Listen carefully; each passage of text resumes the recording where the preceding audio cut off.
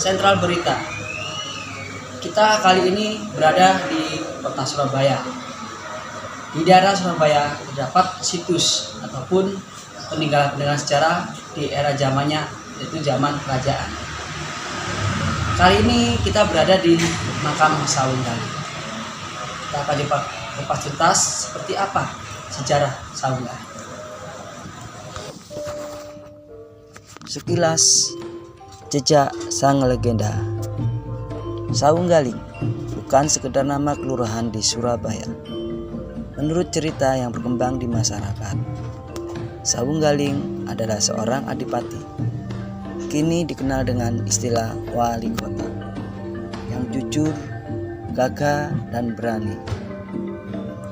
Makam Sawung Galing sendiri terletak di Desa Lidawetan, Kecamatan Lakar Santri, Surabaya. Sawung Galing menjadi saksi sejarah kebesaran kerajaan Surabaya di masanya. Makam Sawung Galing ditemukan oleh warga pada tahun 1901. Sawung Galing merupakan putra dari Dewi Sakrah dan Adipati Jayamrono. Sawung Galing menjadi sosok yang babat alas atau membuka lahan kota Surabaya bagian barat.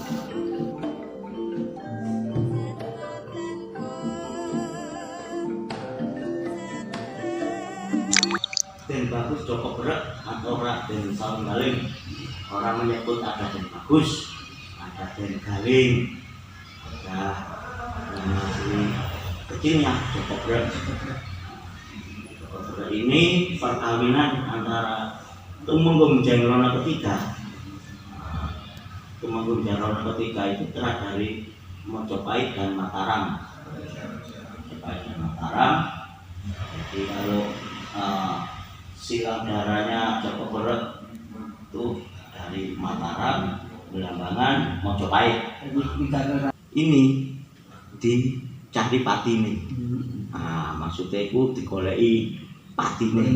Nah, kelemahan. Iya, enggak biar mati dia. Nah, dengan singkat cerita dia disuruh bakat alas Nambas Kuingan. Alas Nambas Kuingan itu alas yang sangat angker, sangat wingit. Karena semua orang yang masuk ke alas itu nggak bisa keluar, pasti mati di situ. Makanya dari Kertosurat dan POC itu biar Joko Berat itu mati di alas Nambas Kuingan situ, biar tidak bisa jadi adipati menggantikan Jayamrono ketiga. Singkat cerita, perjalanan bapak alas dibabat, ditinggal tumbuh lagi karena masih banyak lembut dan sangat wingit. Akhirnya ini menawarkan jasa membantu Joko Berat. Dia adalah seorang ratu atau seorang ratunya Peri. Dia juga penguasa di situ. Akhirnya menawarkan dengan imbalan dia mau kawin dengan Joko Berat. Nah, Joko Berat menolak karena beda alam. Singkat cerita, Joko Berat menolak. Akhirnya dengan ada nyemedi, dia ada petunjuk seperti itu, dapat arahan. Akhirnya bertemu lagi dengan Pandacari. Dia mau kawin kalau dalam wujud yang nyata, manusia dengan manusia.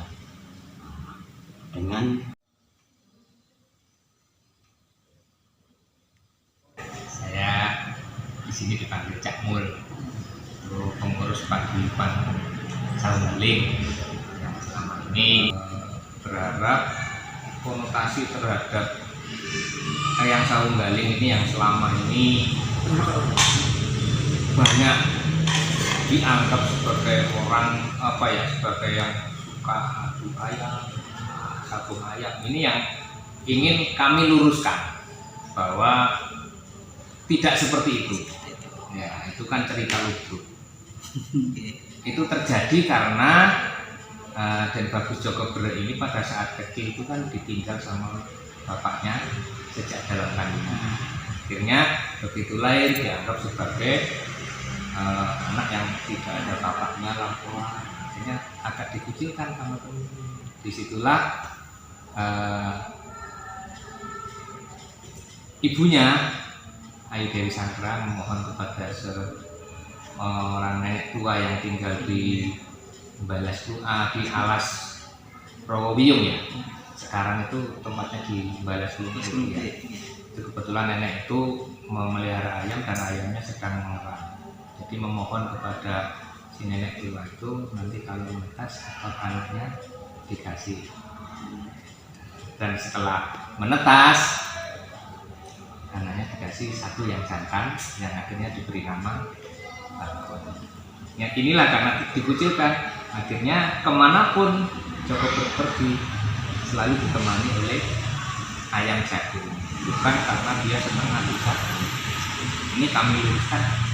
Ini coba mohon izin dikenalkan Pak, ayah sinten Pak, jenengan? Nama saya Pak Matamin, Amin sebagai Pak. sebagai Ketua Paguyuban. Dan Bapak siapa? Saya Marjuki. Harapan saya bisa dilestarikan. Jadi ini kayak legenda jadi cagar budaya harus dilestarikan. Selaku Kalau pesan saya anak-anak sekolah sekarang itu yang mengerti gitu bahwa sejarah dan itu memang ada kan di situ nggak ada cuma ya tinggal di Kartono apa itu lihat gitu aja. Oke, Bang Desa, itu tadi salah satu narasumber yang bisa kita tanyakan